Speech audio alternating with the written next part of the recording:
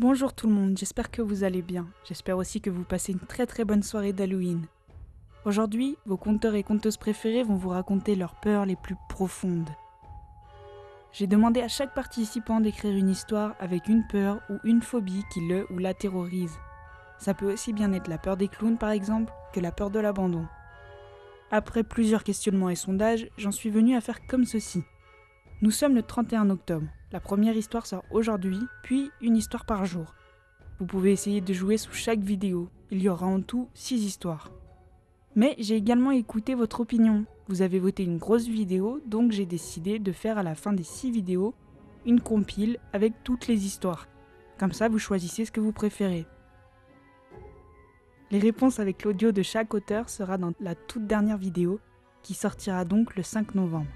Je mettrai également cette partie-là à la toute fin de la compile. Vous pouvez jouer au jour le jour ou attendre le 6 novembre la grosse compile et jouer d'un seul coup. À vous de choisir. Pour compter les histoires, je serai accompagné de mon bien-aimé, l'étrange rendez-vous. Êtes-vous prêts à en savoir plus sur vos conteurs et conteuses ?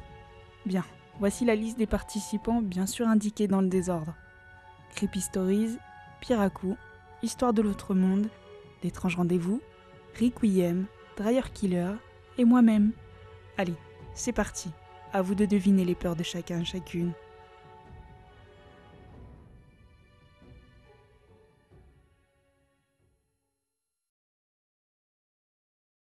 Croque la môme. Toute petite. Je me sens toute petite quand je sors. C'est pas faute d'avoir été maintes et maintes fois avertie par mes parents quand j'étais môme. Regarder à droite, à gauche, attendre que le petit bonhomme soit vert avant de traverser, ne pas parler aux inconnus, ne pas parler aux gens connus si je suis seule, ne pas, encore et encore.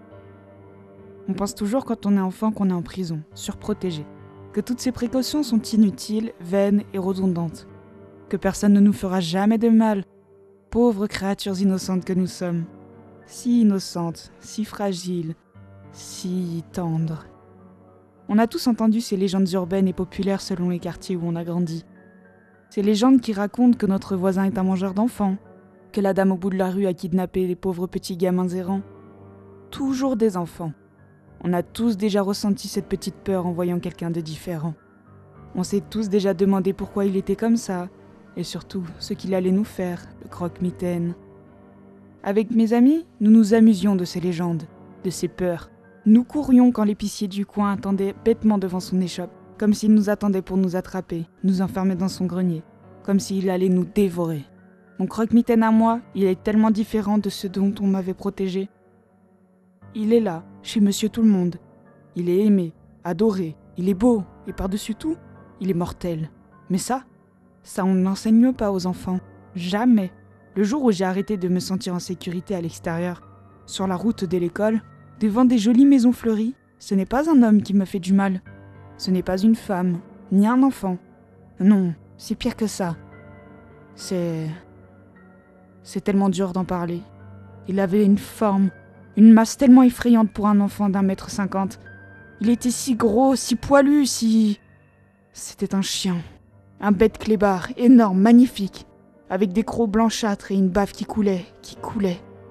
Un rottweiler poilu et baveux. Plic-ploc, ça faisait. Plique une patte devant, ploque une autre. Encore et encore, vers moi, doucement. J'ai pas tout de suite compris qu'il me voulait du mal. On m'a jamais dit de ne pas m'approcher d'un chien, après tout. On m'a jamais dit de m'en méfier, d'en avoir peur. Je les aimais avant.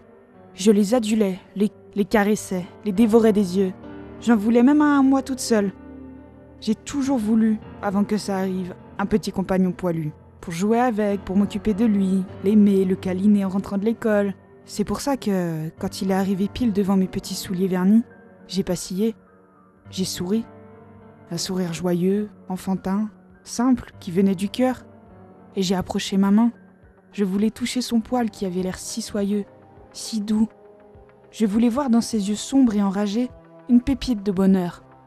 Je voulais qu'il soit content de me voir, qu'il me suive jusqu'à l'école pour le montrer aux copines, pour rendre jaloux les gros durs, pour le ramener ensuite à la maison et que maman me dise « Oui, garde-le ma puce !» Je me voyais déjà en train de l'appeler dans la cour, de lui jeter une balle jaune. J'étais une enfant. Je ne sais plus après combien de morsures je suis tombée évanouie.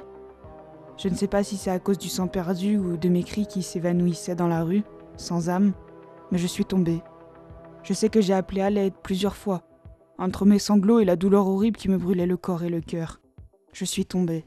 Et, dans mon rêve, alors que j'étais étendue par terre dans une mare de sang qui ne faisait que grossir à mesure que les crocs s'enfonçaient dans ma chair, alors que la bête me dévorait, me mâchait, j'ai vu toute la scène, comme si j'étais au-dessus, flottant dans un monde invisible, entre la réalité et la fin, comme si j'étais déjà un fantôme errant, en peine et ensanglanté.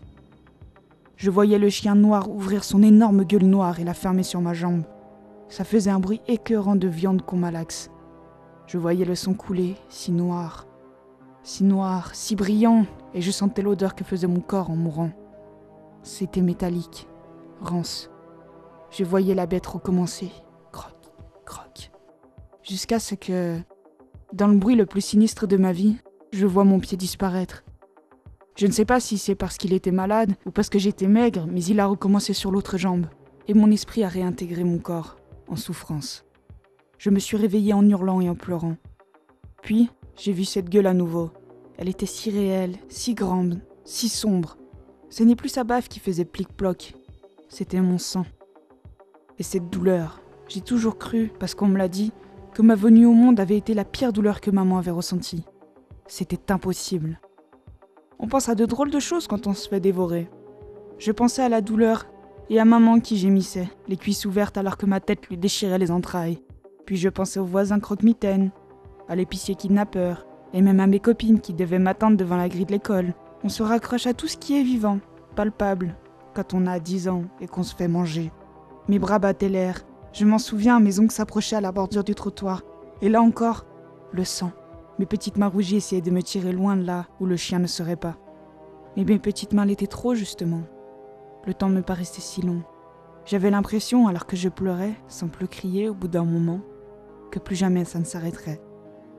Que j'étais condamnée, pour je ne sais quel motif, à subir la morsure de la bête pour toujours, même quand elle m'aurait enfin tuée. Je crois que mourir aurait été préférable. Tout, mais ne plus sentir ces crocs dans ma chair. Finalement, quelqu'un m'a entendu, je crois. J'ai senti qu'on me tirait en arrière, ma tête cognait sur le macadam. J'ai ressenti un soulagement que je n'ai plus jamais connu de ma vie depuis. Le chien grognait et hurlait à la mort, et enfin, il s'est tué. Puis je me suis de nouveau évanouie, dans le noir. Un noir reposant, où je ne sentais plus rien du tout. Je me sens si petite quand je sors, si petite et si vulnérable dans ma chaise roulante. Je sens mes jambes disparues me démanger, je les sens se faire dévorer, alors qu'elles sont déjà digérées, depuis si longtemps maintenant.